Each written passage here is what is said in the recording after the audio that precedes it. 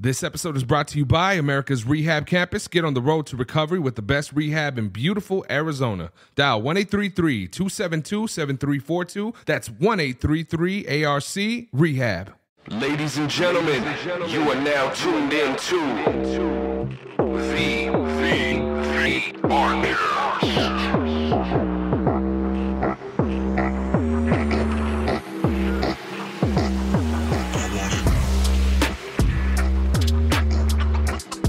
Good morning, ladies and gentlemen. Thank you so much for tuning in to another episode of the Arcast. My name is Buddha, and I'm in the studio today with my homegirl, man. She was here. It's been a year. Well, she's been 3 years since she's been here, but she just celebrated a year of recovery. And we were chit-chatting back and forth online or whatever, and I asked if she would be willing to come through and share her testimony. This one got me excited. I was enjoying my whole Thanksgiving knowing that I was going to come in Monday for this one. So, ladies and gentlemen, get up out your seats and give a huge round of applause to my homegirl, Renee. Yeah. Thank you. How are you doing? Good. Thank you for having me. I'm really excited to be here. Thank you so much for coming. It's you said it's been 3 years already? Yeah, so January will be 3 years since I've been here. Wow, that's awesome. And, this is my first time back since. That's great. How was that?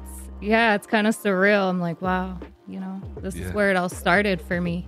Man, the facility looks a little different, right? It does, yeah. It's pretty cool. It's decorated real nice. Yeah, they got it all right set after up. Christmas.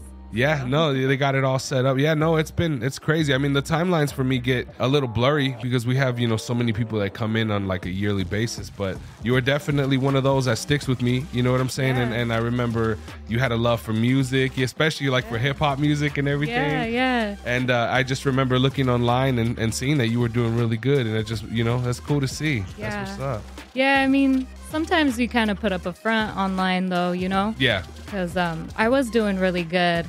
And when I relapsed, I was really ashamed. So it was something I kind of tried to hide for a while until I just couldn't anymore. So you relapsed after you were here in programming? Yeah. So I was trying to get sober all of 2020. That was kind of like a life-changing year. And then I ended up here. I actually looked up the date. It was January 4th. I ended up here. Of 2020? Of 2021.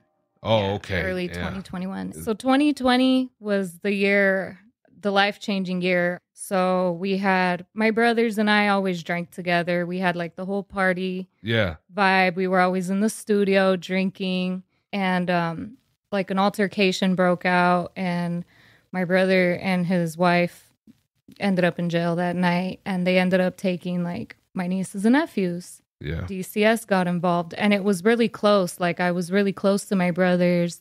I was really close to my nieces and nephews. So, and we all lived next door to each other. So it was life-changing. And my grandma passed away later that year. This is 2020? This was 2020. Yeah, this is like all kind of what led me up to the point where like I was done. So I was kind of like trying to get into sobriety. At the time, my brother was, starting to take me to meetings, and I stayed sober like a month here, a month there. Yeah. I couldn't really do it though. And then finally, I remember right after Christmas, I remember just like crying out to them like, hey, I really can't get sober. I have no willpower. Like the people at the liquor store know my order. Like, it was bad. It was really bad. It was, and I thought nobody really knew how bad it was, but my family was starting to see it. It got to the point where like my mom was like throwing it out there like, I'll take your kids, I don't feel like my kids' safety was at this point concerning. Like people were worried about what if she's out. Like I would drink and I'd want to be like the fun mom thinking like, oh, I can take my kids to go do this and that while I'm drinking. Yeah. And it was so stupid. I think I wrecked my car like 3 times that year. For real? Yeah. Like blew my motor, like just little fender benders here and there, but I never got a DUI. So I always felt like, I was in denial for a long time because I was like, well, I didn't catch a DUI. I didn't go to jail. Yeah, no? Kids in the car and stuff with you? Yeah, it was bad. My brother would tell me the next day, like, you can't be doing that shit, Renee. They were worried. They were like genuinely concerned. I'd get myself into some shit at the bar and then have to like call my brother at 2 a.m. to go pick me up. And I'd be crying like, I promise I won't do it anymore. Wow. And then, the next day to feel better, I was right there doing it again. So. And I've noticed, you were talking about your brother taking you to meetings. Is he in recovery as well? Yeah. So my brother and his wife will be 4 years in February. Oh, wow. Congratulations to you guys out there, man. Thank you. Yeah. They've really been like my rock in this situation. Just seeing that, they were able to change their lives. Mm-hmm. It really helped me put a lot of things into perspective and really just like, being like a close-knit family as we are. Like if one of us is fucking up, like the whole family's going down, Yeah. It just works that way with us. You guys are all close and everything. We're so close, yeah. So it's cool though having him in recovery because he understands. So like when I was still kind of relapsing and stuff, like he wasn't judgmental. He wasn't putting me down, Yeah. So that helped a lot because he understood like the disease of the alcohol, and it was a rough time. And I came here and I got my first month of sobriety, and I stayed sober for about 6 months. And I was kind of on that pink cloud, they call it, Yeah. where I just thought everything was good. I thought I had it in the bag. I was like, I got it. I'm good now. I'm fixed.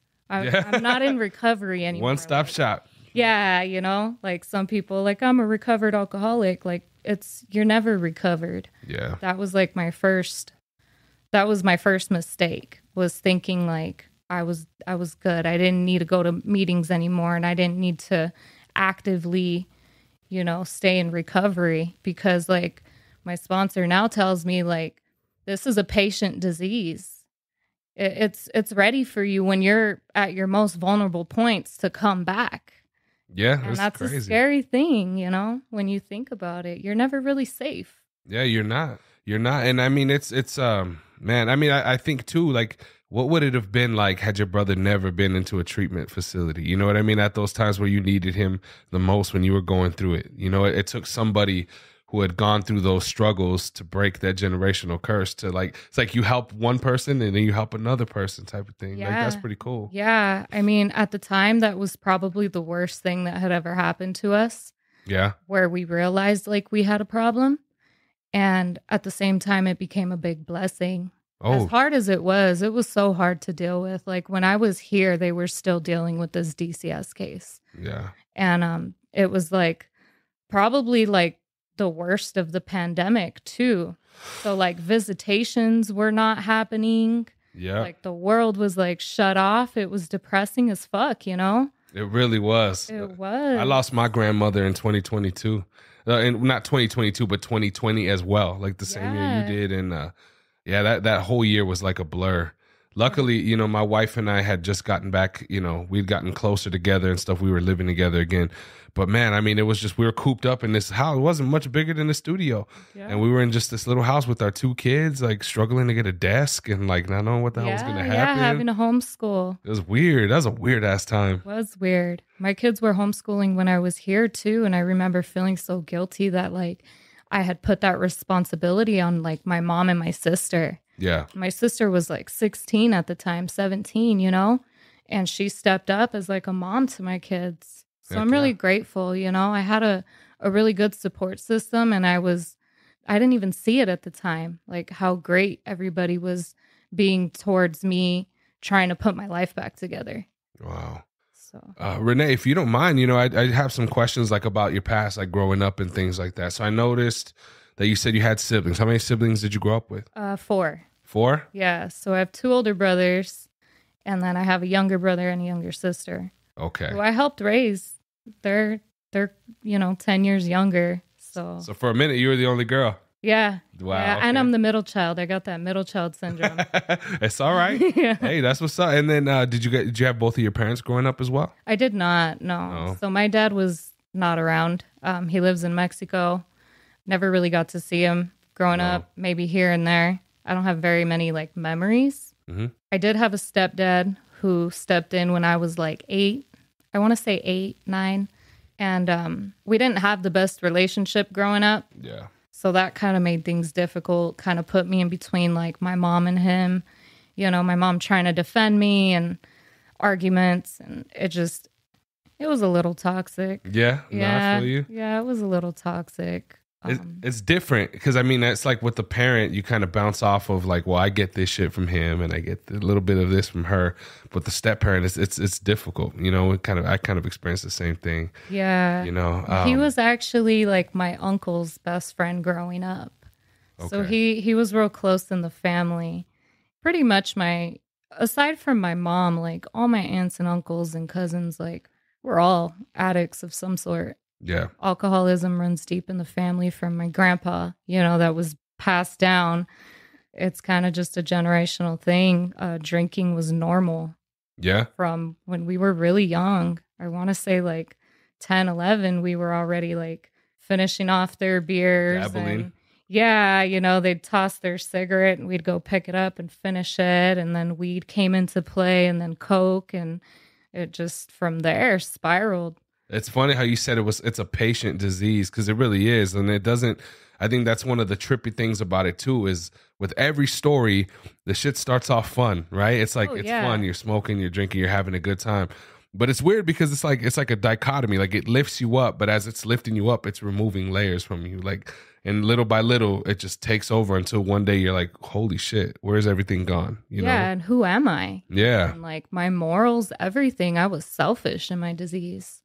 I was real like manipulative, you know, I could get what I wanted out of people and I could play the victim really well. Like I did that for a long time. Like, I'm like this because of you.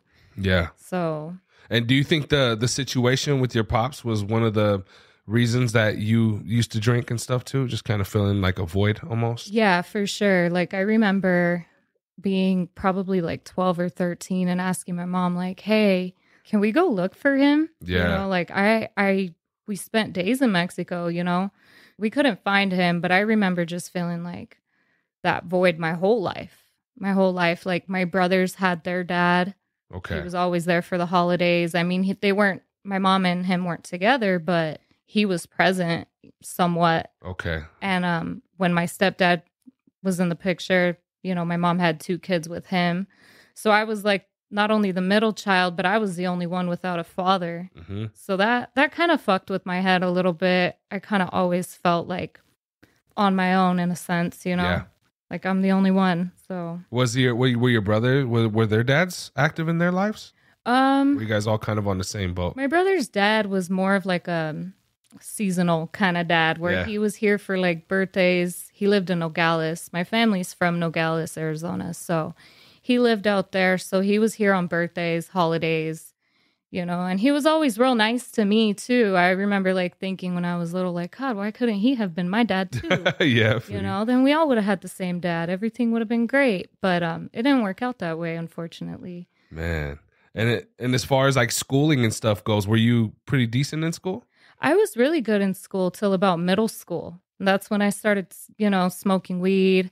I would take like vodka and water bottles and like buy a juice at the vending machine. And I'd be sipping on my drink like in the middle of math class, acting out, you know. That was the first time too. I think I was in 7th grade when I got caught with weed at school. Oh, because man. a friend and I were taking turns like smoking in the bathroom, you know, thinking nobody was going to smell it and shit. And then, you know, an hour later, I'm getting pulled out of class and they're searching my shit. And I'm like, it's not mine. It's not mine. My mom comes to the school and she's flipping out like, it's not hers. She doesn't smoke. For years, my mom really was convinced like, it wasn't mine. Naive. Yeah. It's so funny. We had a guest in here a couple weeks back. He was like, yeah, we were in the bathroom and we'd stolen my mom's vape pen. I was like, bro, you have no clue what the struggles were before the vape pen. No, we were like smoking out of apples. We were smoking out of like little sneak-a-tokes. Like, you ever do the can? Yeah, the soda can. Yeah. Crazy shit, man. I remember that too. It's like trying to... little foil, you know, wrap it around your pencil and fold it up and you got a little foil pipe. Like, it was terrible. Middle school's where all the travesuras start, man. Yeah. Did you ever do sports or anything like that? I played volleyball. 8th grade to my sophomore year. Okay. And that was a good outlet for me. It was something I was actually pretty good at. You know, I was in an alternative school for high school. So I remember we went to like Prescott and stuff for championships. It was a cool experience, but I let my grades slip. I dropped out. And I just, you can forget about that. So Yeah. Okay. So you did that. And then at what age, you said that, so you guys started dabbling at around 10, 11 years old. yeah, I want to say like sixth, seventh grade was when I actually started like Yeah. drinking, like getting drunk, Mm-hmm. We would like steal beer and steal vodka. I remember my mom had like a bottle of Parrot Bay in the freezer, and my cousin and I dumped it into a water bottle and filled her bottle up with water and put it back in the freezer. I've done that shit too. And, Sorry, Mom. like an hour later, we're like crying hysterically and we're so drunk. And they're like, what the hell happened? And I just remember my mom like sticking her fingers down my throat, trying to get me to like puke it all out, and them carrying us up the stairs and putting us in bed. And they're just like, ay, niñas. Oh, man. What are you guys doing? They weren't mad. You know what I mean? Like, it was just so normal. It was so normal back then. That's great. How old were you at this time? I think I was like 11 or 12. 11, 12 years old. It's crazy, man. I mean, it's getting worse too. You know what I'm saying? My daughter is, oh my gosh, she's going to be 12 years old coming up. And I think about that because I was already into some shit. As a matter of fact, during Thanksgiving, we were just sitting around the table and we're all talking or whatever. You know how it is when adults are all sitting around, we're just having conversations, and my daughter comes in, she's like, when did you steal this? When did you do that? I'm like, oh shit, you weren't supposed to hear those stories, dude. No, yeah. I have a 13-year-old, so 13? I feel you. Yeah, because at her age, I was like full blown pothead. I was drinking. Man, you got one baby? I have two. You have two, okay. So my daughter's 13 and my son's 10. Damn, okay. So it's around the same. My son is 10 and my daughter is 11 going on 35. Yeah, so this is the time where you have to have those hard conversations with them. Like, you always want your kids to avoid things by, our mistakes. Like, don't do this because this is what can happen. But, I heard that shit growing up and it didn't change anything. Yeah. If anything, I was a little more curious. So it's scary, especially in the world we're living in right now, where it's more dangerous. I had to have that conversation with my daughter probably a few days ago, where I was just like, people are putting this stuff in everything, like a joint, and those are things that come up. Her being in 8th grade, where like all her friends are smoking and drinking. And that's crazy. It's scary to me. Grade. Yeah, it's scary. And I'm like, don't ever take anything anybody gives you. Even gummies. Yeah. Like, don't eat any of that shit, dude. It's nuts. Fucking. We were at my son's football game, and I was just halftime or whatever. We're just bullshitting. I'm just like going through my phone. My daughter's TikTok that I didn't know she even had popped up, like shit like that. It's like, what the fuck, dude? Like, but at the same time, it's like if I'm like cabrona, or if I say something, then it's like, okay, it's like weird because you have to have a balance.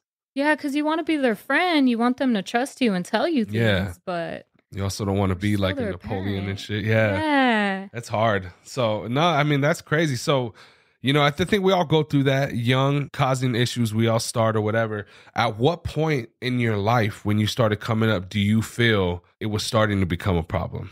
It was pretty early, to be honest with you. Yeah. Like, I started driving, when I turned 16, and I would go drop my mom off at work. Because at this point, like, I had dropped out of school. Boys were always kind of a problem growing up, maybe because I had those daddy issues. I don't know. But, I started dating this boy, and like everything just went to shit. And then I was driving and I would just go party middle of the day. Like, I would go to liquor stores. On a Tuesday? Yeah, on a Tuesday morning, 9 a.m., like just drop my mom off. And like, I was really mature for my age, but I don't think I came off as like of age to buy liquor, but I was able to get liquor at all the liquor stores on the south side. Yeah. You can just drive through. Like, it was crazy. I remember a few times like walking to like the Walgreens on Campbell and Irvington and like asking like a homeless man to buy me alcohol and cigarettes, and like they would. And then I just hang out around the neighborhood. Just chill, get drunk, nobody was home. So it was easy for me. I knew where my stepdad kept his weed.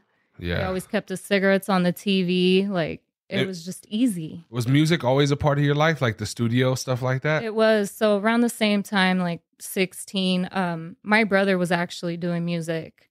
Okay. And that was around the time I ended up meeting a group of friends, a couple that I went to school with, but some of them were older. And it was like a group of us, and like we would all get together and we drank and they'd start freestyling. Mm-hmm. And then, you know, I always liked it, but I never really tried it. And then that's when I started writing, and I started doing a little verse here and there, and doing some hooks for like my homies. It was cool, you know, it was fun. It was a party. Yeah. That's what it was. And then my brother had a studio. And then by this time it was kind of like, oh shit, like you're smoking, you're drinking. And I was like 16. So I guess at that point he was like, well, you're already kind of doing it. Rather you just do it here. Yeah. And then that's kind of where that started. And we actually built a studio. He had like this big 5-bedroom house, and we built a studio out of one of the rooms. And it was like an everyday thing. Yeah. It was an everyday thing. I remember like we would be there till like 2, 3 in the morning. And at this point I already had my kids. And I remember like leaving his house at like 2, 3 in the morning and like carrying my kids back inside like one by one because they were out, you know, and I didn't think about it as being like irresponsible at the time. I was like, oh, you know, we're vibing, we're doing shit, we're being productive. We just dropped a song like I was going to make it big one day or something, you know? Yeah, no, and I was really invested. I think it's healthy to have shit like that, because the reason why I asked that is because it's the same with me. When I was getting into my troubles, because I had a studio. Yeah. So it wasn't, I was known for being the one who had the studio. So people that I was trying to be cool with or whatever, yo, Buddha's got a studio. Hey, you know, I'm ditching, come through, let's record all day. Yeah. But in all reality, when I look at it now, and I don't know if this is something that you dealt with, I may have thought I was in the studio being productive, but I wasn't doing shit. Like, hell no. Not like I was doing an album in a day. Yeah. It's like a song maybe, and I didn't edit it or anything. Yeah, and then you listen back the next day, and I was like, whoa, I was slurring. Like, you couldn't understand a word I said. Like, it was sloppy. We had to redo it. Yeah. And we'd start drinking again and doing coke, and it spiraled for a minute there. It did. That's crazy. Your brother, have we had this conversation? Do I know him? Have we? I don't remember. I think we might have had it, but he hasn't done music in a few years now. I definitely feel like that was like the culprit to everything. Like it kind of like started the downward spiral of our lives, as much as we love it. And it's still something that I'm doing now that I'm sober. Yeah. In a different way, you know, it's definitely like I don't go to the studio anymore where everybody's drinking. I go at reasonable hours. It's, you know, paid book, professional. Yeah, like professional. It's not just like my boy's studio. Yeah. You know, and I'm showing up at 10 p.m. to start my session, and let's smoke a blunt first. It's definitely not it's like more that. like coffee shop vibes. Yeah, versus, yeah. Like I go in with my Starbucks. Yeah, versus Maloney's on Saturday night and shit. Yeah. That's cool, man. Yeah, I feel the same. I don't know if this is part of like the trauma or whatever, but a lot of family in the music growing up. And over the last couple years, I had gone through a situation where me and a person that I was working with broke apart.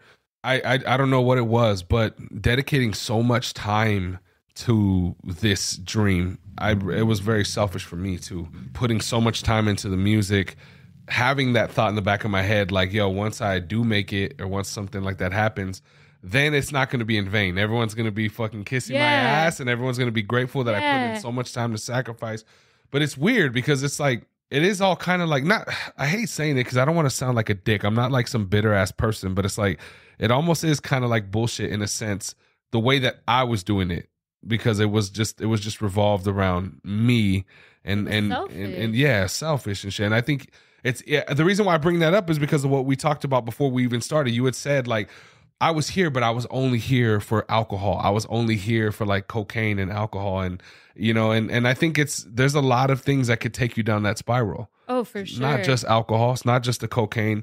It's that selfish mentality in general. Yes. Or we were talking about codependencies as well. Like there's a lot of shit that could All of it. You know what I mean? Yeah. And then I think the deeper you go into your addiction, the worse your mental gets, to where like now you got this like anxiety and depression, like, you know, and your ego and all these things that are just driving you downward, and to the point where like you don't even recognize who you are anymore. That's crazy. Like I took so much pride in being like a great mom, a great sibling, a great aunt, you know, a great daughter. And I didn't realize the whole time, like I was just spiraling down, and I was affecting all these people more than I was helping them, more than I was there for them, you know? Yeah. I used to spend hours outside sitting in my car trying to write a verse or whatever it was, you know, just sitting there like drinking, and my kids were just inside. Like they'd come out like, "Hey mom, what are you doing? Like you know, you need me? Do you need anything? Like I'm going to go make dinner right now." But I'd spend hours in my car drinking and smoking and thinking that it was fine because I was home. Yeah. So like I was there, but I wasn't really present with my kids for a few years. Man. And it was something like after my son was born, I think it kind of went to the next level, because I felt like my alcohol and my depression were tied together. Like from postpartum, I don't know. That's deep. That shit's real. It is. It really is. I was so uncomfortable in my skin after I had my son.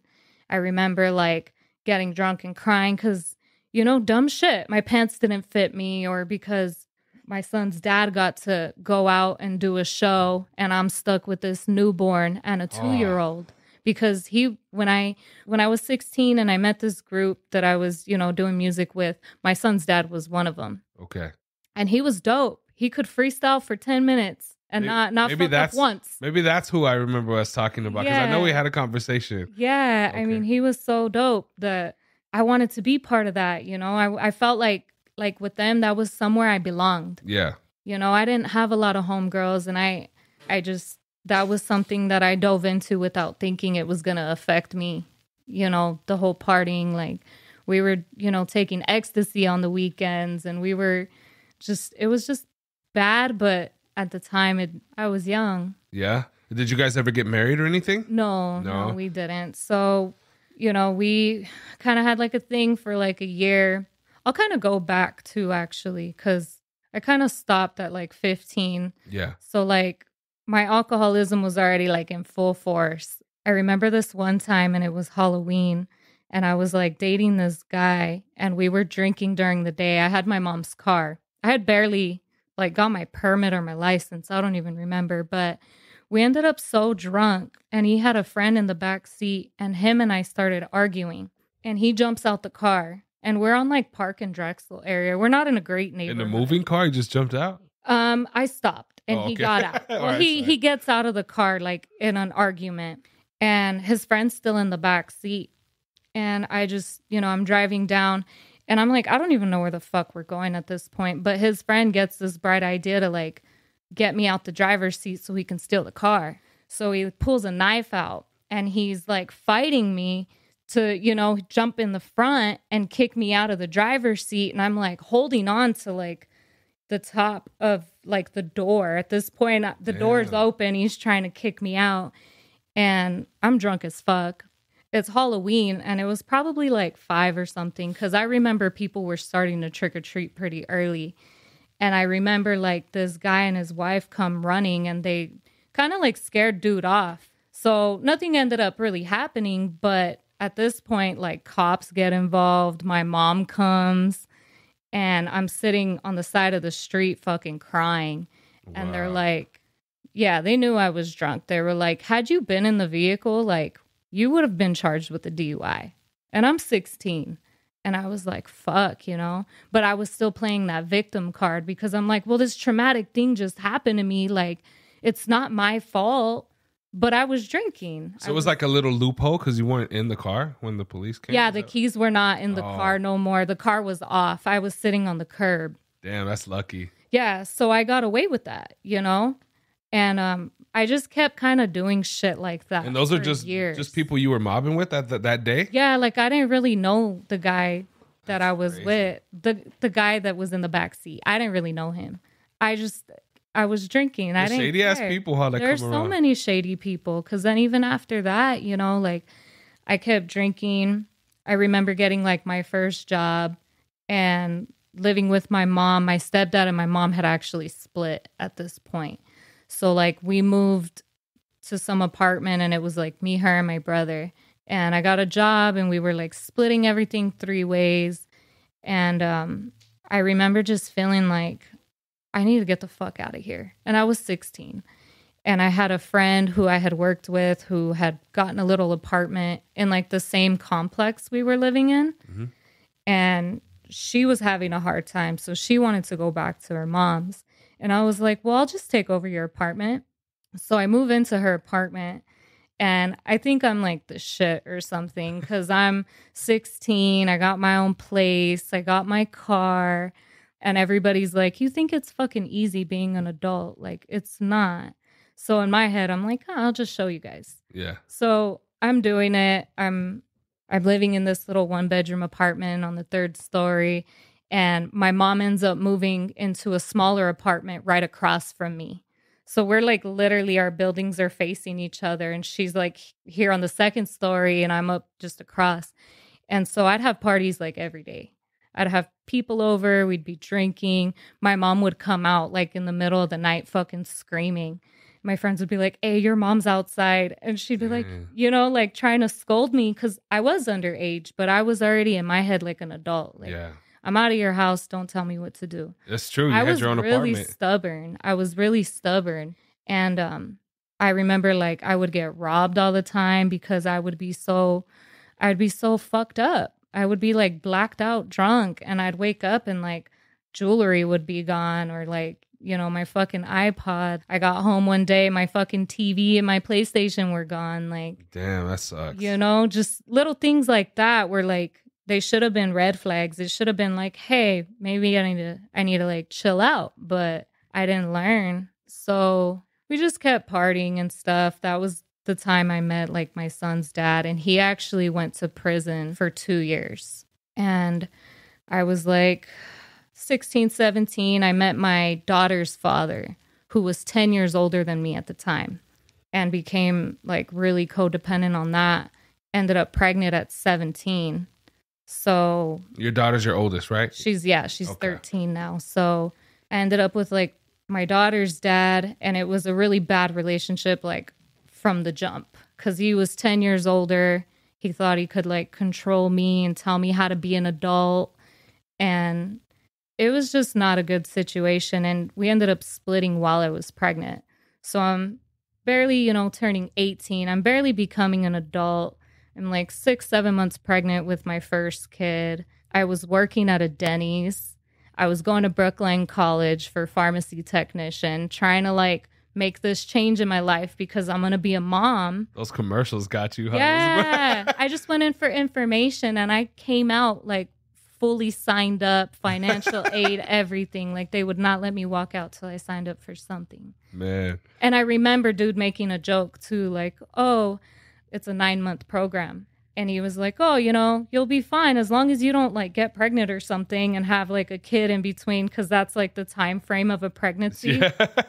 And my first month into the classes, I found out I was pregnant. Oh, man. But at the time, in my head, I was like, I'm doing great. You know, like I dropped out at 15. I got my GED at 16. And then I was 17 and I was going to school to be a pharmacy tech. And I thought I had it all figured out, you know? And it didn't work that way at all. So by the time I'm 18, I'm pregnant. You know, the dad's no longer in the picture. He moved on pretty quick and got with a girl his age who had kids and started playing dad with her and just completely like forgot that I was here about to have a child. That's I lost crazy. My job while I was pregnant, so I couldn't find a job. And a friend of mine had told me about like this program that helps you as, you know, like a young parent. And so I got involved with that. And they put me up in a new apartment. Mm-hmm. And they were helping me out. They helped me with all my supplies, with all my like utilities. It was a blessing for sure. Because I wasn't working. I was going to school. I couldn't get unemployment because I wasn't available to work full time.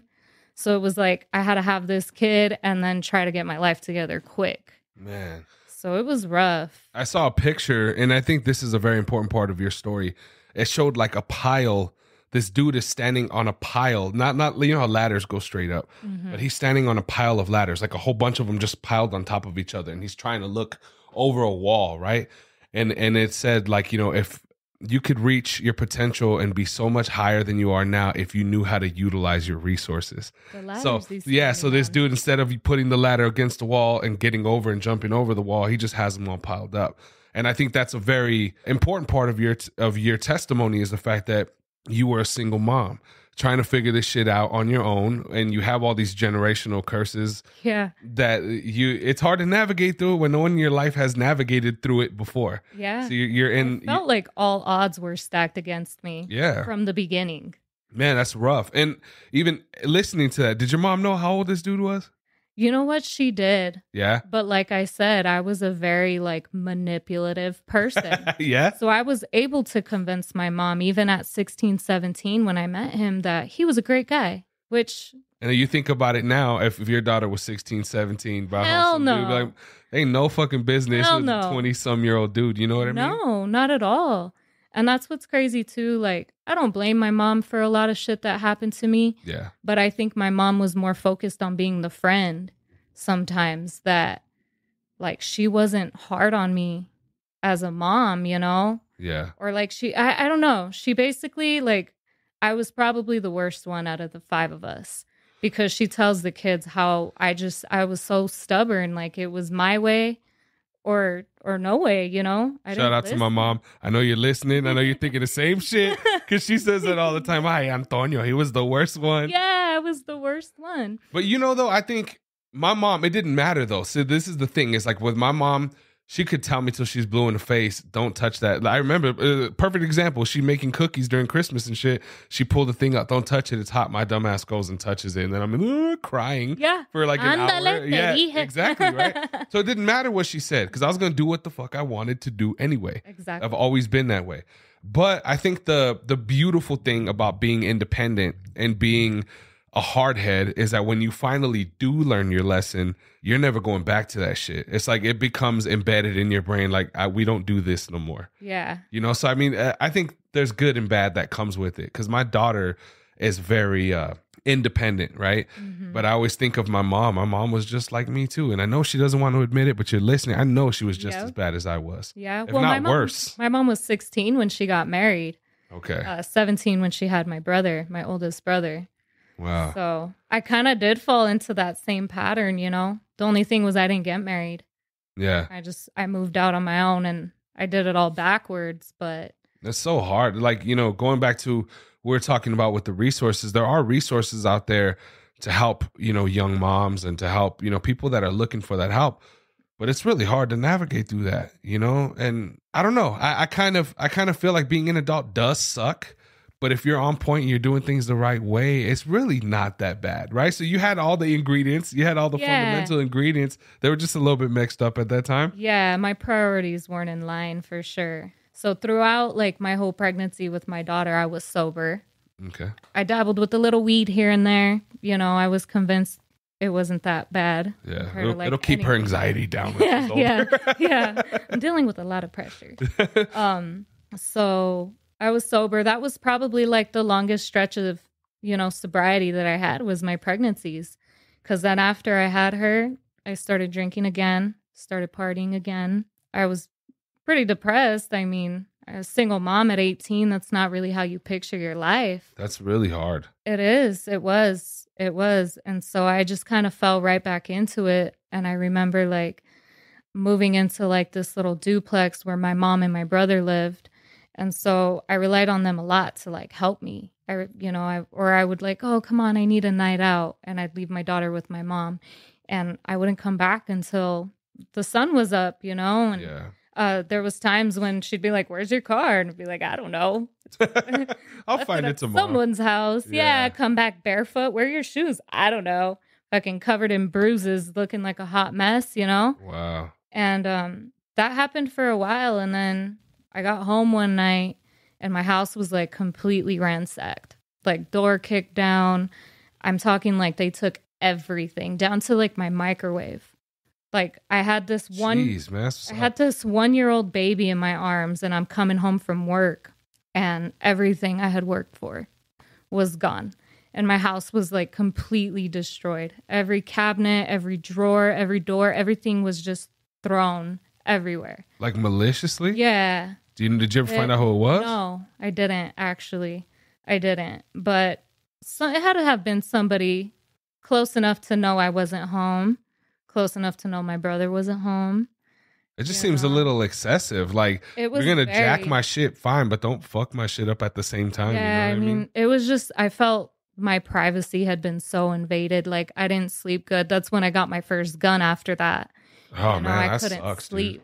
Living by yourself? Yeah, that was another thing, was like I was alone.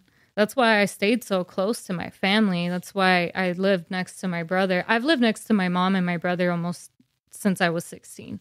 Since I moved out, I stayed very close by because I was always kind of afraid. Yeah. But yeah, so after that happened, I got the fuck out of there. And I ended up getting a house with one of my best friends at the time.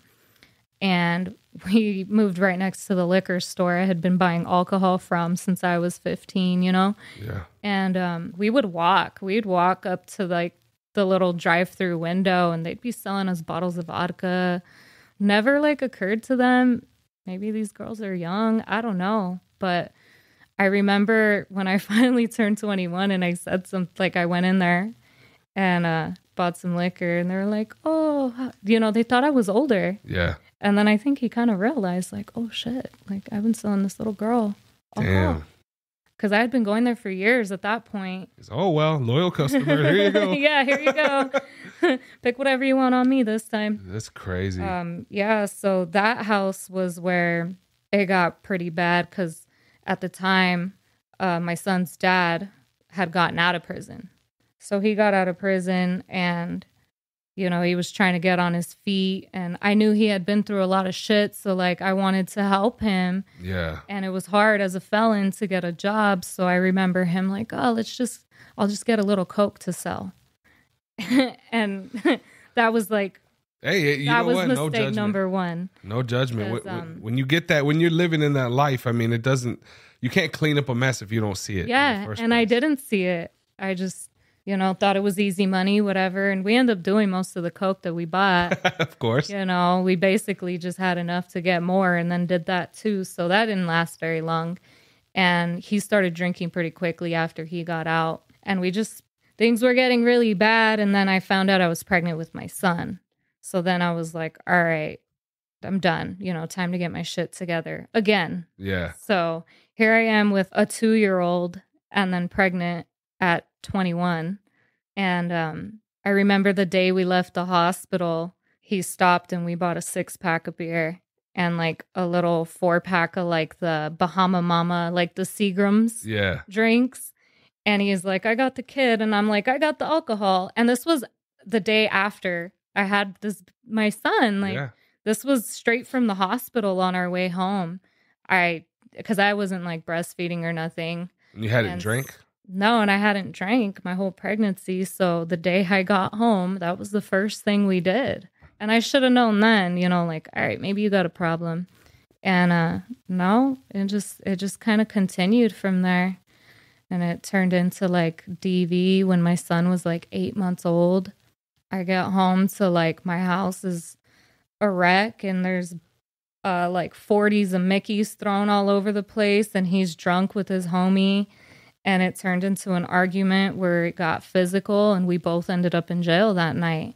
Wow. My daughter was 2. My son was, still a baby. And that was like my first reality check. All right, this is going to cost me like my kids at this point. And I had to do like a year of like DV classes and parenting classes. And then within like that next 2 years, there had been like 4 or 5 other altercations where the cops were involved. And at this point, they were like, hey, if we have to come back here one more time, like your kids are going to come with us. And that's when it got serious. And we finally split after like a few years of just toxicity. It was so bad. Like he was my best friend, but we enabled each other we never sat and had that conversation like, hey, let's get sober. It was just like, did you ever bring it up? Like, I'm thinking about it, or, was that never in the conversation ever? No, it really didn't get brought up until about around a little before I came to rehab. And so I was in denial for a long time. Because in my head I was like, oh, I got a job, I got a place, I got my kids, I'm fine. Like, I was kind of like what do they call it? Functioning. I was a highly functioning alcoholic, to the point where I didn't see it as a problem. And all my family's actually like that. Like, they're pretty high functioning in their addictions or in their alcoholism. So I remember like telling my brother one day, like, I don't know, this just doesn't feel normal that like I drop my kids off at school and I go get shots at 8 a.m. And they see me walk in the store and they're like putting my shots on the counter, like, because it was just such a regular thing. Like, I'd get my coffee and I'd get like 2 or 3 shots, and it would just kind of start from there all day long, just going back and forth to the store. And I remember my brother like, no, you're good. Like, you go to work, your kids are good. Like, they're happy kids. They're fed. Like, you don't fuck up. You don't disappear. So in my head, I was like, all right. Validation. Yeah, that validation of like, like, you drink, but you're not that bad. I don't know if you agree with me on this, but I think part of our culture as well. Oh, we celebrate for everything. My mom said that they had this big ass party for me when I turned 1 year old, and everyone was drinking, and there was kegs, and my dad's band performed. Even about your birthday. And I'm like, I don't remember any of this shit. Yeah, like, really? You know what I mean? So I think it becomes like that type of a thing. Because there's so many, like, just like you said, there's so many people in my family that are just functioning. Yeah. And I mean, they're always like, oh, there's your Theo. He's always fucked up. Like, you just know when you see them. Yeah, but he's out there working on the cars and shit. And you're like. But at Nights of Columbus, we're just chilling. You know what I mean? Everyone's dancing and just having a good time. But no, I really do think that is part of the issue is it's become so acceptable. And on the contrary to what you said when you were like, yo, it's just alcohol, I didn't have a lot of these issues. I think it's even worse. It is. Because there's no cocaine billboards out there like, oh, just do some passe and you'll get good. Yeah. You know what I mean? There's no billboards for that shit. I know there's weed and stuff now, but alcohol is socially acceptable for a lot of different groups. Oh, yeah. And it's around every corner. I always had reservations. I remember telling my mom when I first got sober, like, oh, I'm going to celebrate my first year with some bottles of champagne. And I'm like, who does that? That's so dumb. I should have known then I wasn't serious. I feel like I did the same shit because, like, for me, one of my biggest addictions is food. Like, one of my biggest addictions. And that's a real addiction, all of it. Dude, I went like a whole year and a half without eating fast food, and I celebrated by getting a bunch of food and shit, and I've been going ever since. Yeah. So, I mean, it is what it is, man. But no, I mean, I think when you say that you started thinking, like, this shit's not normal, dude, like, I drop my kids off and then I go do this or this thing. Like, when did you start having those convictions? Do you remember when you started actually listening to those for the first time? I want to say my son was probably like 2. My daughter was, like pre-K, not even in kinder yet. Yeah. And I was real fortunate because even though like the relationship with my kid's dad was real bad, like he was really in and out, I was pretty stable. I had childcare for the kids, so like I was able to maintain my job, and I did the single mom thing pretty damn good. And you did it even when he was with you. You're kind of on your own. Oh yeah, right? Yeah. He was there, and when he was present, he was a great dad. Yeah. I'll never take that from him. But he was a sick person. Pobrecito. And I knew that it was kind of like bringing me down also. But like when you love somebody and they're sick, you don't want to just abandon them.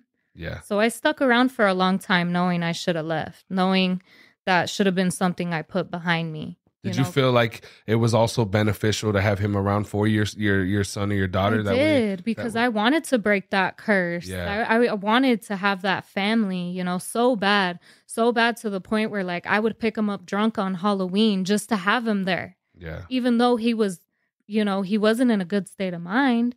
He embarrassed the shit out of us half the time. It was bad, but in my head, I'm like, well, he's here. Yeah. So I stuck with it for a long time, just to celebrate holidays and birthdays together so my kids would have those memories. And I knew in my head too, I was like, he's not going to be here forever, because I knew how bad the situation was then. Yeah. That I was like, I just want my kids to have all the best memories they can with their mom and dad. So I stuck with it for a long time. And we did the co-parenting thing pretty well for a few years until my drinking finally got so bad that I was like, I need to go to rehab. Mm-hmm. And it was something we had talked about, and he was like, let's do it together. But I was already like, I didn't want to have that codependent thing where like we get sober together. So if one of us relapses, the other's going to relapse. Yeah. Because I've seen that. I see it work that way. And so I came to rehab and he went to detox at the same time. We tried. He did good for a little while. I did good for a little while. And was this your first time ever coming into recovery when you came here to ARC? Yeah, this was my first time. I don't even know who told me about this place. I think I was Googling one day and I found it, and I found out that they took, my insurance, which was Access. Mm-hmm. And so I remember calling and they were saying like, oh yeah, just call like an hour before you're coming. And they, the process is a lot easier than I thought it was going to be to get checked in. And I had told my family, like I was thinking about it. And so I had already started to plan out, because at this point I had lost all control. That I wasn't drinking for fun. I wasn't drinking. I was doing it because I had to. I felt sick, or, like my anxiety was so bad, like the obsession of the mind. It was always on the next drink. So like I would go to work and I would get shots before work, and I would go through my shift. And then as soon as I got off my shift, I would go to the same Circle K every day and I'd get shots of whiskey, and then I'd drive to the daycare to pick up my kids, reeking like alcohol. And I didn't think anybody knew. Yeah. And my mom was always like the first one to call me out on my bullshit. Like, were you drinking? And it's 4:00, just got, I'm like, no, I was at work. She's like, I can smell it. And thank God for moms, man. Yeah, really. Because I think about it now and I'm just like, wow, I really would show up to the daycare to pick up my kids, and I wouldn't be like full on drunk, but I'd be pretty tipsy sometimes. And I'm like, who let me take them like home? Yeah. Like that. Like, I'm pretty sure it was obvious, but I was so deep in my addiction already that I didn't even think like I was a bad parent for any of it. Was faith ever a part of your testimony? Yeah, I mean, God is definitely my higher power. I was raised Catholic. An aunt of mine had converted, she went into Christianity. She was saved. We went to church as teenagers, my cousin and I, and it was just like a shit show. Like we were in like the youth group in church, and we were like acting a fool everywhere they took us. Like I remember like breaking open a machine at Peter Piper's one time, and we ran out with like 1,000 tickets, and they like banned us from the Peter Pipers, and we were with a church group. Yeah. Or like trying to just, date the boys in the group, and just always smoking weed in the alley. Like while my aunt's in church and we're supposed to be at youth group. Oh, let's go smoke really quick in the alley. And we'd go smoke and then go in a church group like, hi. And like my cousin and I think took advantage of the opportunity to just hang out and like get into some shit. Yeah, just to hang out with each other. Yeah. And so my faith in God didn't really start like, I always prayed. My grandmother was big on prayer. You couldn't tell her your plans without her, always like, con el favor de Dios. Like, if it's God's will, she was very big on that. And it wasn't until like after she passed away and stuff where I realized like what she meant by that.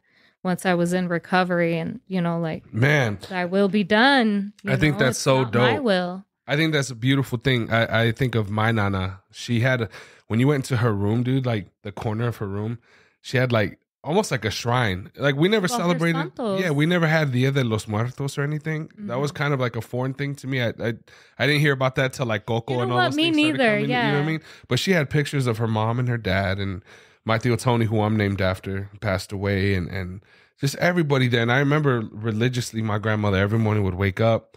She'd say her rosary and she would pray and she would pray. And I mean, she was, if your grandmother was anything like mine, she was the matriarch of the family, She right? was the saint. And, I can still hear some of the things that she would say. Like, she was always in prayer. Like, she prayed for you, any little thing. Like, I'd go to her crying about like a fight I had just got into, and she would just pray. She was always so forgiving, or like, I remember the last time I hung out with her, like we sat on the porch and I was venting to her about some drama I had going on, and we drank a beer, and Cool. It was nice. It was nice. So yeah, prayer was always there, but I don't think my faith was always strong, because a lot of bad shit happened all the time, constantly, that I was like, why would God do that? Yeah. Why would God put me in these situations? Why would God let that happen to me or to my family?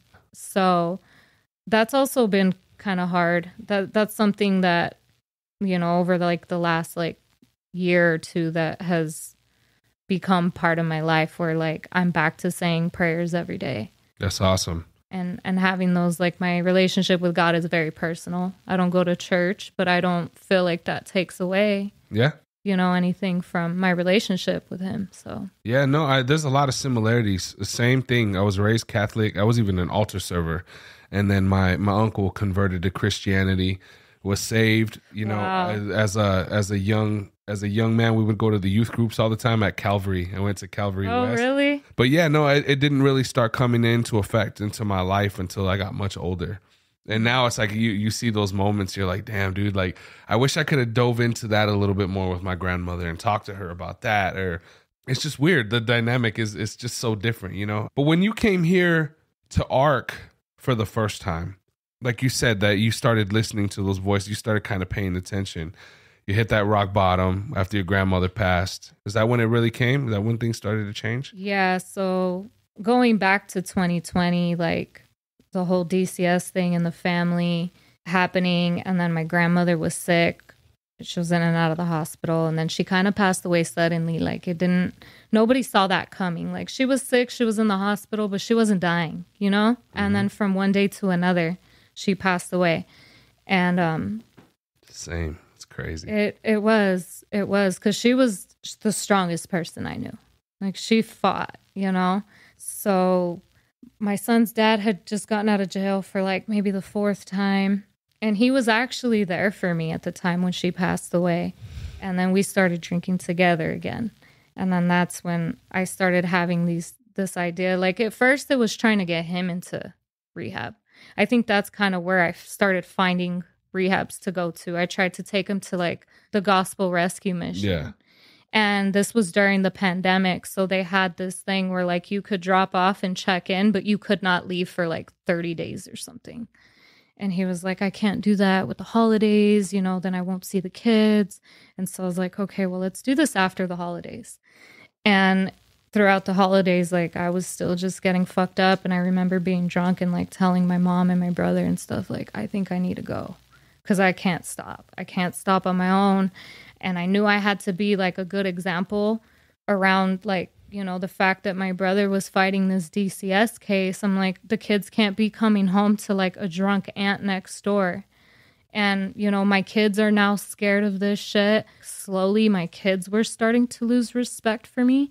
And at the time, my daughter was only 10. My son was 8. For them to have been through all the shit they had gone through and starting to see like, oh, this is all because of that, because you're drinking. It really started to like, I guess it started to make sense to me, where I'm like, all right, this is a fucking problem. Yeah. Like, my kids don't trust me. My family doesn't trust me. My brother doesn't want me around his kids if I'm drinking, And so. This your younger brother? My older brother. Your older brother. Yeah. And so I just felt like that was going to be my only way. I knew I couldn't do it. At this point, I had already started going to like meetings, and I was doing therapy, and I still wasn't able to get it together. I didn't have the willpower to just stop, or I could stop for like a couple weeks, but I would always pick up again. And then when I did, it was like progressively worse. Yeah. Like 3 accidents in a year, that's bad. And so the night I ended up here, I was super drunk. And I remember like packing my shit into a suitcase And I was like crying, having a meltdown. And I told my mom, like, you need to take me, like, now. Even drunk, I went to the fucking ATM and withdrew all my bills. Like, I left my mom $1,000 on the table and was like, that's my rent, that's the utilities, here's my debit card. Like, I knew my kids were going to be in good hands. Yeah. But I wanted to make sure that I still provided. I called my job, I called my boss, and I was drunk and I was like, I'm going to rehab. Hopefully I still have a job when I get out. Wow. And she was really understanding. A lot of the people at work kind of were starting to see the patterns. So I was lucky that like I still had a job and shit when I left. But we were on our way over here and we're all the way across town and we're getting close. And I'm kind of in and out of like a blackout at the time. And we hit the corner here somewhere and I fucking dashed out the car. I was like, I don't want to do this no more. You're just, damn, that's crazy. I left at the intersection, took off running on my mom. And so for like an hour, my mom's driving around looking for me. I don't know how, but she always finds me. That's always. Crazy, dude. My mom always finds me. So I'm like hiding in some offices around here somewhere. And I remember having like a fucking Twisted Tea or something, like a tall can I was running with. And I like chugged it and I threw it and I was trying to hide from her. And she fucking found me. And she got me back in the car and she brought me here. So you had made the decision to come. You called, you checked in and everything. I packed my shit. So there was some like divine spirit that had a control over you to make those decisions, to call your boss to do that. Yeah. But on the way over here, the enemy was like lying to you and, yo, you got to get the fuck out of here. That's like, crazy. You don't want to do this. You don't want to do this. You don't want to leave your kids. You're just going to abandon them. You know, like those were the thoughts I was having. And I was like, crazy. I'm not going to do this shit anymore.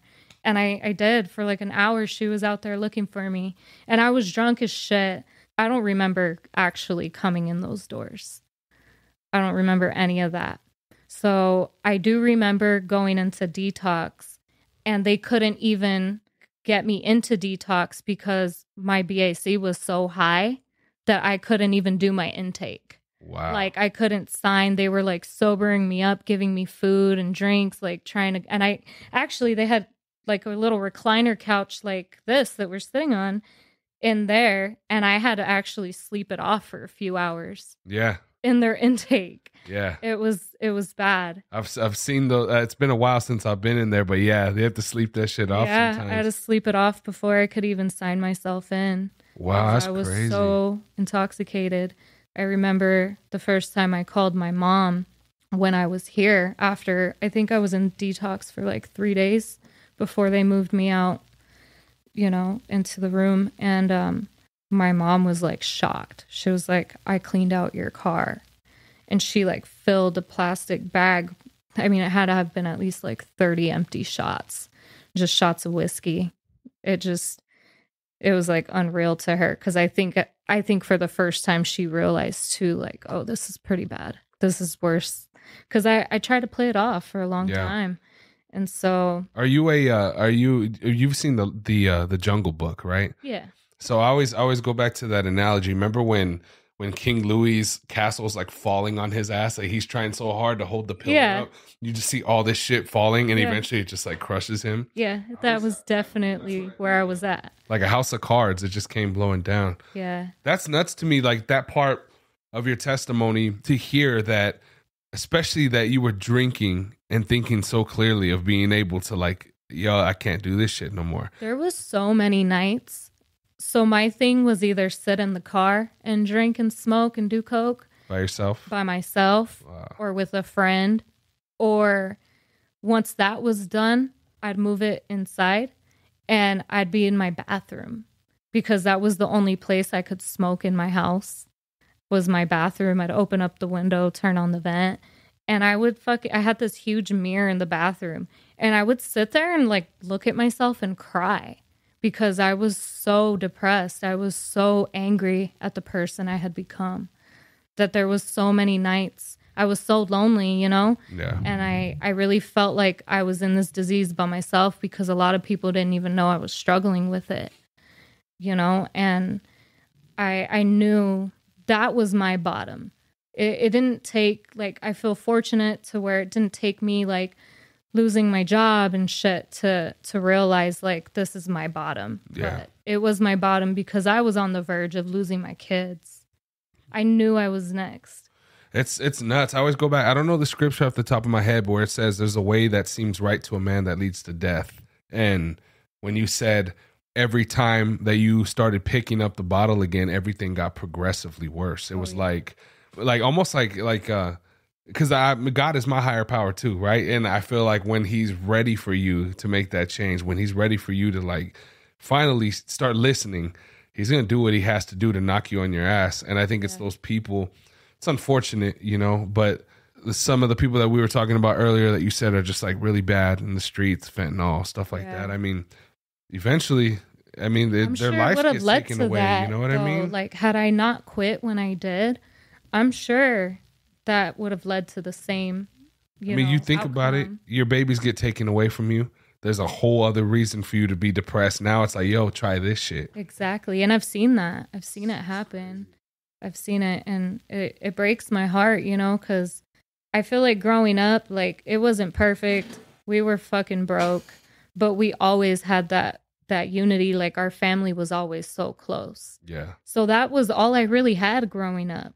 And that's all my kids have had growing up. They've been really close to their cousins and my brothers and my mom that, I was the one ruining that for them. And nobody wanted to be around me anymore. I was a fucking drunk. I was mean.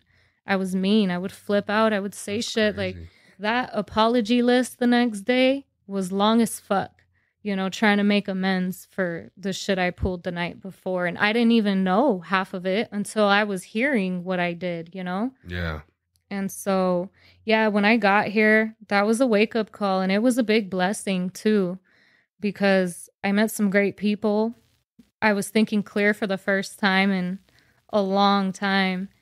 And I was getting back into my fitness. Like, I remember we used to wake up really early and you'd meet us in the room and we'd do insanity workouts at like 6:30 in the morning before our day started. And then just like the shit that I uncovered in like the one-on-one sessions here with the therapist, I was like, oh, fuck, like there was a lot of like abuse and trauma that I went through that I didn't even realize affected me until I got here and I started uncovering all this shit. Damn, man, that's so it was definitely life-changing.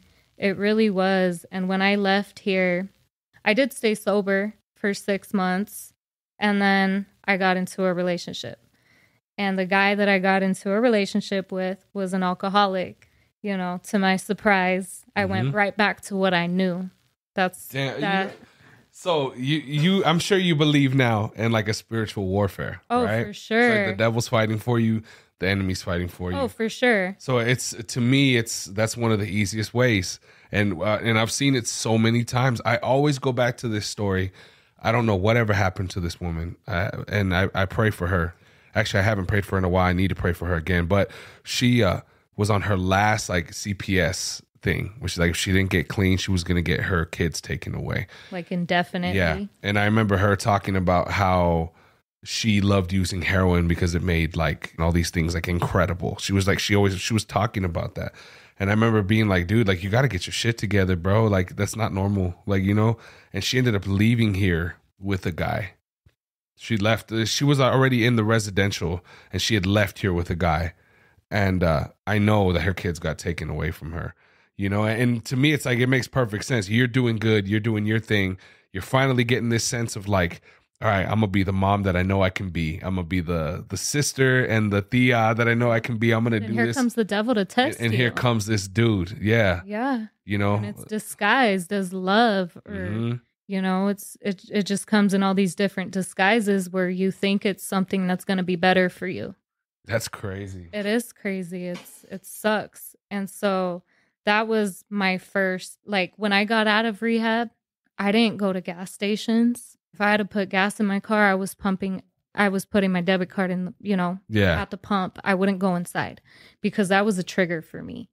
So I knew I couldn't show my face into any of those gas stations. I went to the liquor stores. I wouldn't go down the liquor aisles. I didn't go to the studio. I didn't go anywhere. I isolated. Yeah. I isolated like the first month I was out of rehab, and I watched the whole Jenny Rivera series on Netflix. Like 100 episodes. That show's I didn't long. go anywhere. I stayed my ass home. Wow. And I started working on like my living amends with my family, with my kids. I had to build that trust from the bottom with my kids, because at this point, like, they had said things to my family members that broke my heart. Oh, I bet. It was hard. It was hard to hear once I sobered up. Like, it was hard to hear that, like, I was in rehab trying to get better, and like my kids were crying themselves to sleep, you know? Yeah. So, oh man. And I broke down here a few times because it was really hard. Like I said, I take a lot of pride in my kids and raising them with morals and to be like the best versions of themselves. And every time I went to like parent teacher conferences or like, you know, anything like that, or like, you know, my daughter's like music stuff, all I hear is how amazing they are. And I felt so guilty taking the credit because I knew what I was doing underneath all of that. Like, you know, but how beautiful now, as much as that pain that you feel in, right? You get those tears, you start thinking about it. It also, they say one of the hardest things to do is to find something that has held you down in life, something that's kept you where you're at, finding a way to put it behind you, and to make, the hardest part is finding a way to make it propel you forward. Yeah. And that's exactly what you've done. Yeah. That pain, I'm sure, is a small sacrifice and a small price to pay versus the memories and the thoughts and the experiences now that you get to have with your babies. Oh, for you know, sure. and babies are resilient. Another thing, my wife and I, we used to vape all the time. That was our thing, right? Mm-hmm. We'd vape all the time. And my son, I don't like when you guys vape. Yeah. And we stopped because my wife was like, I'm not doing this no more. She was having like some issues. And the other day, my jacket right there, I pulled it out because it's starting to get cold. And I remember we were on our way to church, and I put on the jacket, and there was 2 vapes in the pocket. Oh, wow. So I was real good at hiding my shit in my pockets because my kids ain't going in there, right? And I pulled them out, and I said, yo, look at what I found. And my kids both looked at me, and I said, I'm going to throw these away. I told the babies, I said, I'm going to throw these away. And my son's like, you better, right? Like, just like a little. Oh, yeah. They'll hold us accountable. Hold us accountable. Shit. So he opened the thing, and I chucked those things in their heart, boom, into the garbage. And you should have seen his face, dude. Like, he was all, proud. He got all excited. Yeah. Gave me a big old hug. And like, I could just tell that, right? That's what mattered. It didn't matter the vaping. It didn't matter that shit that we had done. What mattered is that he saw that I did that. Yeah. And he also was going to see that I'm not going, to Limbongs or wherever the fuck I was getting my shit from and buying another vape or whatever. He's not going to have to worry about that because I made the decision to make that sacrifice. Yeah, for sure. You did the same thing. Yeah. Yeah. I mean, when I was finally able to go back into the gas stations, I think my kids would kind of like always be looking over the shoulder to see if like I was going to grab a shot or like a tall can or something. Yeah. Because they were just so used to that, I'd sneak a little shot while I was pumping gas, throw it in the trash, and then we'd go off on our day. And, to them it was normal till they realized it wasn't. And I have some smart ass kids, so they realized it wasn't. Like, that's not cool. You shouldn't be doing that. Yeah. And that's a hard pill to swallow when you're like, your kids are calling you out on your shit. So, yeah, this place was a big blessing for sure. Even though, the hardship didn't stop. Yeah. Once I was good, I got into this relationship. I'm sober, and this guy's drinking constantly showing up at my house with little, whatever these box drinks were, like the next Four Loko type shit. They were so strong. Showing up with a bottle of whiskey, knowing I was in recovery, That's crazy. And so after probably a month dating him, I was like, I can take one shot. I can have one drink. And then we were going somewhere one night, and he was in the bathroom, and I noticed he had been in there for a long time. I'm like, what is he doing? So I just open up the door, and he's fucking doing a bump of coke. So then I was like, you're doing coke in my house? You didn't even offer me? He was like, no, I don't want to be the one to get you back into this shit. And I'm like, well, you're already doing it here. Like, you should have thought about that before you brought that into my house. So then that started again. So then I was back into that cycle of doing coke all night, drinking all night. And then I wake up, and now I need coke to go to work because now I'm tired as fuck from being up partying all night. Now I need a couple shots before I go to work just so I'm not shaking. And I was working at a restaurant at the time. And during the pandemic, I had started bartending because we lost one of our bartenders. And it wasn't a bad environment as far as like I couldn't drink on the job there. This was like a family restaurant bar type thing. Yeah. And so I would be I'd be fine throughout my shift. But then I started back up with like stopping at the Circle K on my way home. And my mom would, are you drinking again? And be like, no, I'm not. But she wasn't stupid. So I got real fed up there one day and just impulsively quit. I was just like, I'm fucking done here. The chaos, it was a lot of shit going on in a toxic workplace. Yeah. It wasn't necessarily like bad for my like recovery, but like the actual job was stressful. So I just left. I didn't know what my next plan was. I know I had enough money saved to live for like the next month or two, and that was it. So then I was back on the job search. And, a month sober, a week sober, I kept relapsing. I was like, oh, I'm going to get this job at this bar that just opened. So that was not very smart because within a week of that job, I was drinking at the job. So I, like I said, like it happens progressively worse. Within a month of working that job, I was full blown down the spiral again. And I got into a verbal argument with the owner of that bar because we had been drinking all night together. So I'm fucked up and I'm like, fuck you, I'm out. And I grab my tips out the drawer and I take off in my car. And I'm going probably like 90 down fucking golf links. And I realize, where the fuck's my phone? Where's my purse? I left all that shit at the bar. So I turn around and I'm going fast as shit down this, not a highway, but it's golf links. And I lose control of the car and completely fucking totaled my car, took out like a whole sign, like flew over like the exit ramp like that and completely totaled my car. And it's like probably 1 a.m. at this point. And I'm on my way back to the bar for my phone. So I don't have a phone. I don't have my wallet. And my car is totaled. Like the whole front end was gone. So I'm like in this really dark street and I'm like waiting for someone because I didn't know what else to do. I'm drunk as shit, crying. There's no other cars. There's no cars. And finally like this car pulls up and it was a young couple. And I tell them kind of like, I just need a ride back here so I can call someone to pick me up. They have everything there. And so they drop me off and I call my brother to pick me up. And I walk to like a QT and I'm just out there till like 2 a.m. crying. And I had to like tow my car the next day and realize what happened that night. And I mean, I got lucky. It was just another one of those situations where I was like, wow, I could have had a DUI. I could have killed somebody. I could have killed myself. But God gave me yet another opportunity to get my shit together before that happened, How many times are you going to get lucky before you finally lose everything? That sounds like a last chance right there. It felt like a last chance. So at that point, I was like, I swear, I'm done.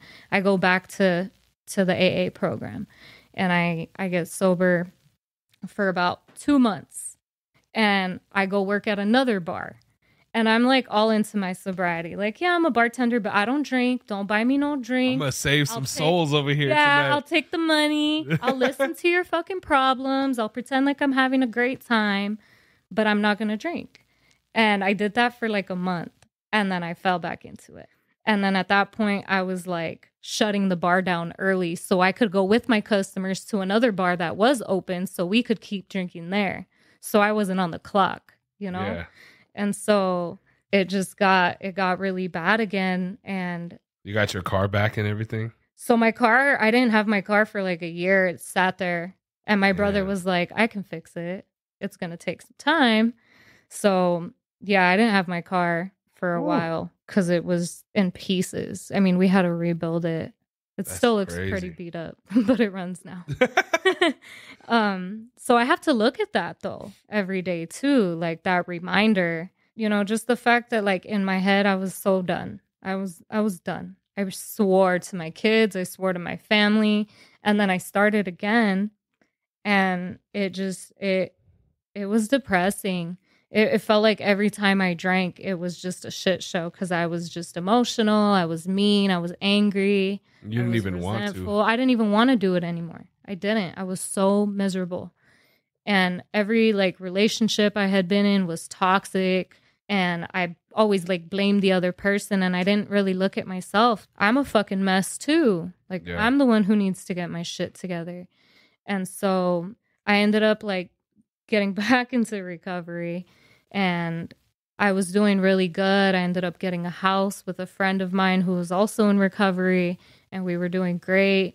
And then I got into another relationship. But this guy, he didn't drink or smoke or do any of that shit. So I thought, oh, look at me, like breaking the cycle.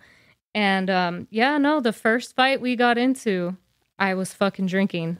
I was drinking again. You made the decision. I made the decision. Yeah. That's when I realized I was like, no, this is a me problem for sure. Mm-hmm. And so I went back to AA for like the 4th or 5th time, where I was just like in tears. Like, forgive me, I'm sorry. And nobody ever judges you in a place like that. It's such a forgiving place. And it's just, there's so much support in those rooms that like, it's like magic, honestly. It's like magic. When I leave there, I always feel like I'm on top of the world. Like, these people just make you feel so important. Yeah. And that's when I had a friend who was like, I really think you need to work this program. Like, you really need to show up. Don't just come to these meetings, but actually do like the 12 steps. You need to get a sponsor. You need somebody who's going to hold you accountable. You need somebody who's going to walk you through this journey. And he actually connected me to my sponsor, who's got like 13 years of sobriety. Like, she's amazing. Her story is amazing. She's also a single mom. So it was very relatable. Yeah. She was easy to talk to. And I did like 90 meetings in 90 days, and I stuck through it. And I actually run my Friday meetings now. That's awesome. Congratulations. So, yeah, that's actually really cool. Keeps me, doing some service work. And I just picked up my 1-year chip, November 18th. Yeah, you mind if I give you one more of these? Yeah, thank you. Thank you. That's awesome. So the seed was definitely planted. Like you said, you may have, relapsed or whatever, but that seed was definitely planted. Yeah. You just needed a little nourishment. Yeah. Yeah, I needed to have more faith. Yeah. I needed to have faith in myself and in my higher power. I think the motivation of like getting back to a good place with my kids was really important to me. And the relationship that I have with them now is amazing. That's great. It really, truly is. Like, they're my best friends. They are. Cool. And they're so proud of me too. Like, right before I got that 1-year chip, we were driving in the car, and my son was just like, Mom, I'm just so happy that you don't do that anymore. And I got emotional. I'm like, was it that bad? And he was like, it was pretty scary. And, like, I feel like they always felt like they had to be strong for me, that like they never really opened up and told me like how it affected them. So like hearing it now, because in my head I was like, oh, but we went on vacations and we did all these things, all these fun things. Like, we used to go camping, Patagonia and shit. But like, we were always drinking. Me and the family, we were always drinking. So I'm like, I kind of robbed them of like having their mom present during those times where I just kind of like, you got your cousins, you guys are good. Us adults are going to be over here doing our thing. And like, now when I do things with my kids, like I'm right there with them. Like I'm fully present. That's awesome. That's really beautiful. It is. And your brother is also in recovery too, right? My brother's in recovery. How has the both of you hitting it from that level affected your family in general? It's really made a big impact on the family. Like, I have a cousin in recovery now. Nobody in our, like, my immediate family. So like when we just got together for Thanksgiving at my house, I hosted at my house, and it was 17 of us, all the family. That's so cool. It was great. And halfway through the meal, I realized like we didn't do a toast. Nobody brought alcohol. 'Cause, like there's people in my family who can drink that aren't alcoholics, like my other two brothers. You know, my mom's not an alcoholic. So it's like at first it was like, oh, we're not going to drink around them because we feel like it's going to kind of like tempt them. And then it got to a point where we were like, you know, you guys can be you. If you want to have a drink at the barbecue, that's fine. You want to have a drink with your dinner, that's fine. And I feel like they finally had that confidence because my mom was like, all right, I feel like you're in a good place now and this isn't going to affect you. So I was kind of expecting them to bring like a bottle of wine or, you know, my brothers have beer in the ice chest, and nobody did. So that was cool. Like, that's cool. Our time together it's genuine, like precious time that we're building memories now rather than all of it being a blur, because the last 10 years of our life was a blur. So, and everybody's happy. You know, my brother did what he had to do, and you know, our family's united and we're strong. Yes. So it's cool. I'm curious if you ever talked to him about what you said earlier when you were like, dude, it's not right. You know, I drop my babies off and then I go get like a couple shots, and him being like, I mean, you're doing your thing. Like, you guys ever talk about that now? Like that you're both on the other side of it? Yeah, we've talked about it where we're like, it was this fucked up delusion that we believed we were fine because he was doing the same shit at the time. Yeah. So it was easy to be like, no, you're good. Because if I wasn't good, he wouldn't have been good either. So me realizing it, I feel like my brother validated, no, you're okay. But like, I think deep down he knew that, you know, we were both fucking up. Yeah. I feel like, so now we look at it like, yeah, that shit's not normal. Because our kids, like my oldest niece is 17. My daughter's 13. We were already doing all this shit at their ages. So it's crazy because we don't have alcohol at like our barbecues where the kids are like free to grab a beer out the ice chest or nothing like that. And we keep more tabs on them too because we know how like easy it was when we were younger. So it's just the dynamic is different. Like we look at our kids and we're like, fuck no. I would never let them smoke a little bit of weed or take a shot with my uncle or something, you know, like we did when we were younger, because we know what it leads to now. So. Well, that's awesome. I mean, congratulations. I think that's an incredible story. Thank you. My last question to you would be, and I don't even know if this is a good question. I may have to change this up in the future because we've been using this for a while and I don't know if it's a good question. So you can tell me, okay? Okay. But my whole thing is for anybody, especially a young mother that may be on her own right now.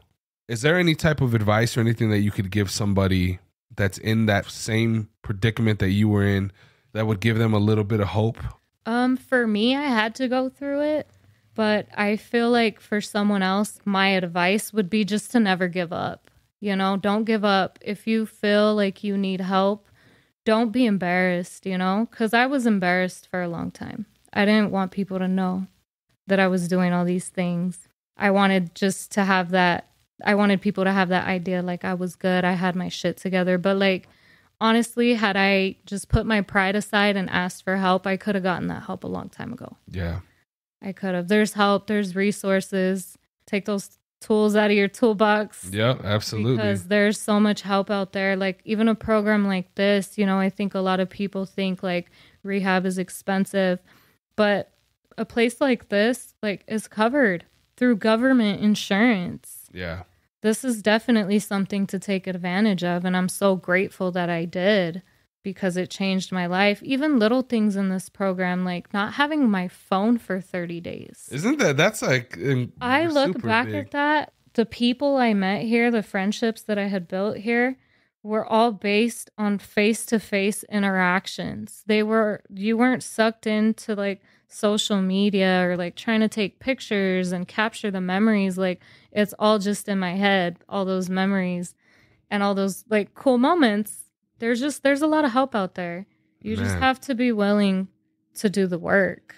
Absolutely. That's the thing is you can beat yourself up over like, I'm tired of this life, but you really have to work. You have to come at recovery with the same effort that you were in with your addiction. If you would walk miles to go get your alcohol or your drugs, you got to be able to walk miles to go to a meeting. You got to be able to walk miles to make it, you know, to really just, you got to put that 100% in also. Otherwise, you're never going to get out of that cycle. That's so real. And another thing that I would like to bring up, because being so close to the holidays, I know you had said earlier in your testimony that your man at the time had, was thinking, well, the holidays are coming up. I don't know if I want to be away from my family. I think there's a couple of things there. Like when it comes to coming into a spot like this, because we're in the middle of our addiction and because we're so used to being selfish, right? I think there's a fine line from that selfishness and the selfless. Because when you're here, when you make the decision to finally get here, it is for you, but it's not like it was when you were going at the Circle K's and getting the shots. This was benefiting every single person in your family. And as a matter of fact, another thing you said is how your mom was always worried about you. She didn't know where you were at. She didn't know what was going on. Everyone in your family is also sleeping better at night because they know you're here, right? Oh, yeah. So this is one thing that I like to tell people is like, for the holidays, it shouldn't matter, because when you're in the middle of your addiction, you're not holding on to any core memories. You're not really experiencing those because they're being robbed from you. Exactly. You may be experiencing them in the moment, but good luck remembering it the next day, right? Yeah. So being here is a very, very small sacrifice to pay. If you're here for 3 months, seems like a long time. If you're here for 6 months, it seems like a long time. It goes by so fast. Goes by quick. You're in self-discovery. You're learning so much about yourself that you're like, it's like a high of its own. Yeah, absolutely. It is. And then look at where it ends up. You had a Thanksgiving at your house with 17 people. Yeah. And that's a memory you're going to remember. Oh, yeah, it is. It was amazing. It was so peaceful. That's awesome. It's truly, so that was a gift in itself, coming here. So I do think it's tough to be here during the holidays, but that's, a gift you're giving your family. That's a good way to look at it. Yeah. Like I didn't think about it when I was here. I was so sad missing my kids, but ultimately, like that was a gift that was given to all of us, was to have their mom back.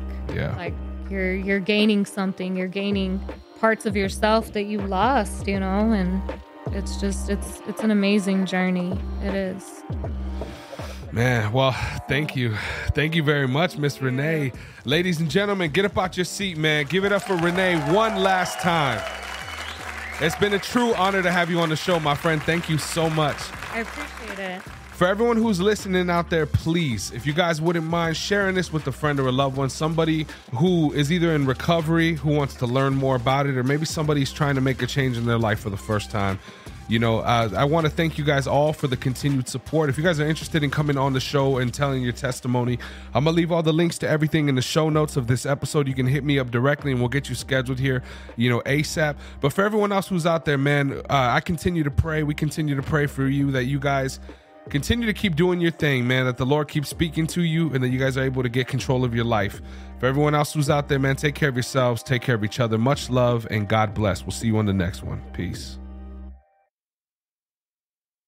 What's going on, everybody? This is Buddha from the Arcast, and I just wanted to thank you for checking out this week's episode. It means a lot, and if you could share it with a friend or a loved one, somebody you need in recovery, or maybe somebody who just needs that little bit of extra positivity in their life, we'd greatly appreciate it. If you would like to join us here on the Arcast, either in the studio live or online, hit us up. The links are down in the show notes of this episode, and on there, you can find direct links to our main website here at Americas Rehab Campus and all of our social media platforms. Follow us. We keep the posts positive and motivational, focused on recovery, health, and wellness. As you know, in this modern day and age, we need as much love as possible, y'all. And as always, if you or somebody you know is in need of substance abuse treatment, please don't hesitate to give us a call. We're open 24 hours a day, and our direct phone number is 1-833-272-7342. Once again, that phone number is 1-833-272-7342. I hope you all have a beautiful rest of your day. Much love and God bless.